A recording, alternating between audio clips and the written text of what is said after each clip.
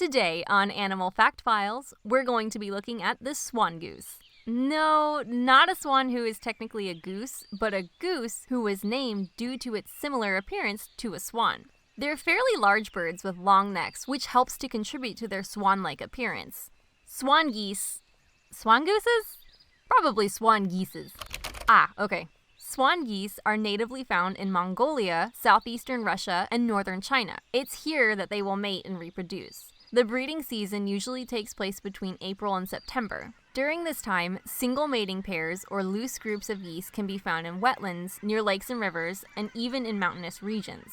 The females will lay around 6 eggs and incubate them for about a month, after which they will hatch and be super adorable. I mean, not that eggs can't be adorable as well. During the winter months, swan geese migrate south, heading towards central and eastern China for the winter. It's been observed that during this migration, swan geese will stop along their journey as opposed to flying straight through to their destination. They don't breed during this time, and usually large flocks will gather together in order to molt, or shed their feathers, in preparation for their journey. That's gotta be a lot of feathers. In the past, it was more typical to see these birds migrating to Japan and Korea, but hunting and habitat loss have reduced their numbers significantly. It's because of this that the swan goose is considered a vulnerable species. Thankfully, many sites the geese frequent are currently under protection in an effort to help conserve this species. It's nice to know that there are people looking out for them. The swan goose is typically around 35 inches long from tail feathers to the tip of the beak, and they weigh about 7 pounds. Wild swan geese have all black beaks with bright orange webbed feet.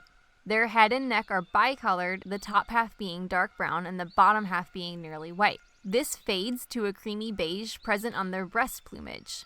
Their wings are brownish gray. I say wild swan geese display these colors because there's actually a domestic variant that has been bred for centuries. The domestic swan goose is called the Chinese Goose. They're usually white all over. The reason for this is because white plumage, or feathers, are considered more aesthetically pleasing. Basically, people think that they look better. One easy way to distinguish a domestic swan goose from a wild one is the bulb that appears on the domestic type's beak. It's also pretty common for domestic geese to develop orange patterning on their beaks, where the wild swan goose doesn't present this trait. Like I said, their beaks are all black. Also, Chinese geese can't fly. Okay, so they can kind of fly, but it's more like a gliding than anything. Because they've been raised for various reasons, one being for consumption, it was pretty typical for the biggest, fattest birds to be bred. So they kind of just got too big for their wings.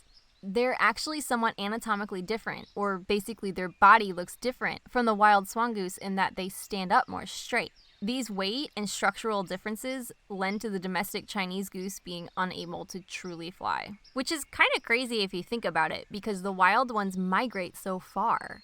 They were also domesticated for their eggs and because they make really good lawnmowers. Yup, lawnmowers. That's because their diet consists of mostly grasses.